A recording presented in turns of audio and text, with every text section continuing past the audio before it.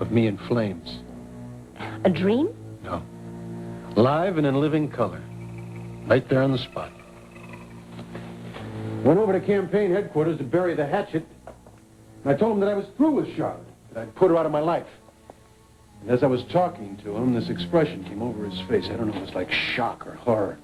He wouldn't tell me what it was, but then this morning he did. I wish he hadn't. Patrick felt I should know.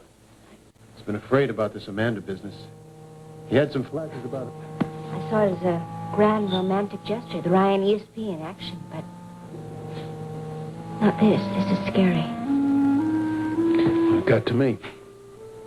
Frank, you've got to remember what you told Patty. Take it as a sense, a warning that something could happen if you don't. Well, I don't know what it was, but it scared me too. I don't know, I feel like Charlotte is still hanging on, like she's still fighting. Like I feel like she's in this room right now. Then throw her out of here. I'm here. I've got 20 minutes to be with you, and I love you.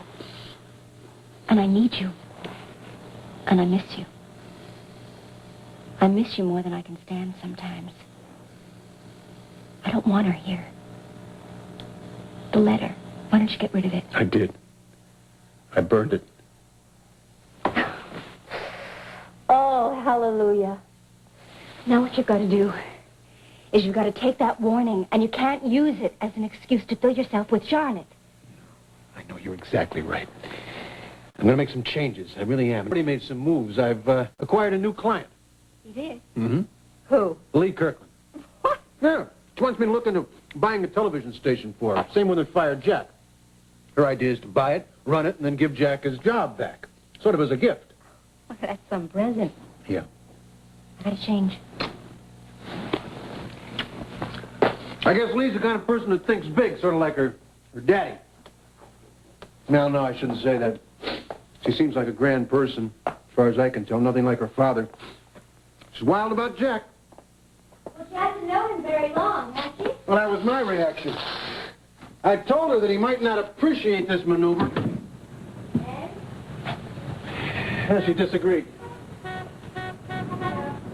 the Kirklands. They do that on a grand scale. Dan, that's my cleaning out here. What is it? No, nothing.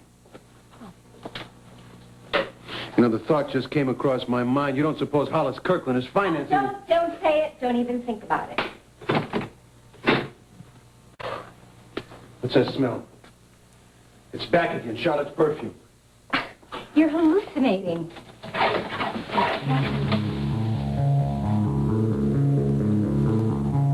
No, you're not. What? Frank?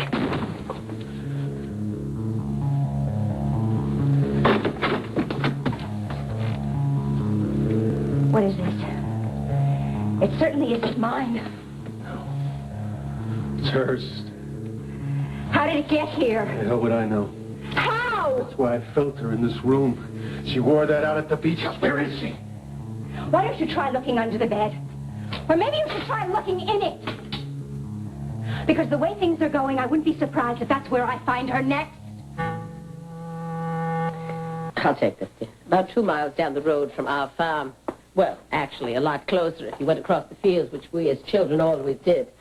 Lived a family named McCurtain. The father of that family was a harsh, strange, angry man. I never liked him much, but my father had great affection for him. And there was a reason for that. You know, back in the city of Cork, 1920, which was before the time that Ireland was a republic, the British imposed a curfew. It meant that every man, woman, and child had to be off the streets by 5 p.m. or be shot on sight. Now, my father and Con McCurtain were very rarely within doors at that hour. In fact, it was said that they accounted for more than their share of black and tan casualties. Black and tan? That was the British troops who enforced martial law, and a bad lot they were. Anyway, at any rate, long after my father had already settled in Skibbereen, Con McCurtain came west also. By this time he had 3 boys, and wild ones they were. The whole family was mad. You see, their mother had died at a very early age, and Con himself, with all his rage, started drinking. So anyway, the boys who were running wild used to be at our house more times than not, because there they could count on a bite to eat from my mother or whatever they needed, the kind of help they would need from my father. And the youngest, who was the wildest of the lot, had red hair like my Siobhan, and we called him Red. And he was my particular favorite among the Curtin boys, and though he was a year older than me. Well, it just so happens, about a year before the story that I told you occurred, he fell in love with me. And he went to my father and said, could he come courting? Well, actually, what he said was he was going to come courting, and my father said no in certain terms that he surely was not. But you were so young. Yes, that's true, but remember now, 2 years later, I married John and I went off to America.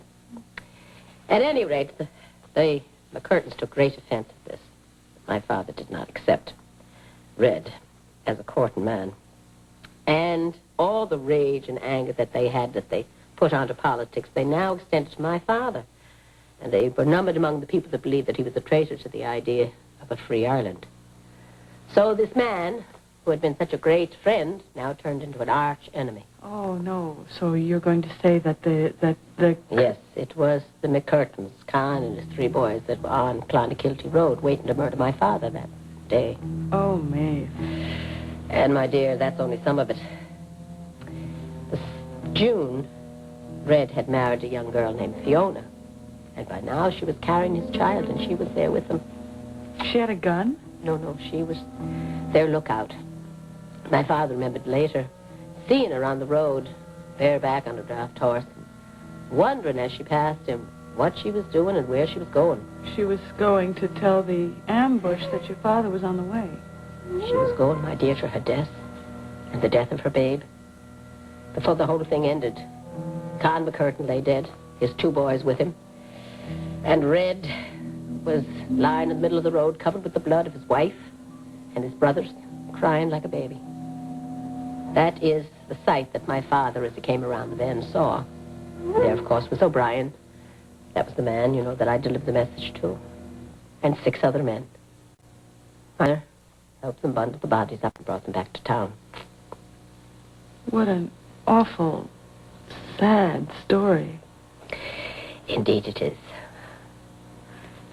But you, at 14, saved your father's life all alone, carrying those cabbages and the messages. With his enemies watching you every step of the way, I can't tell you how that impresses me. My dear, we never know in this world what we're capable of until we're called upon to do it.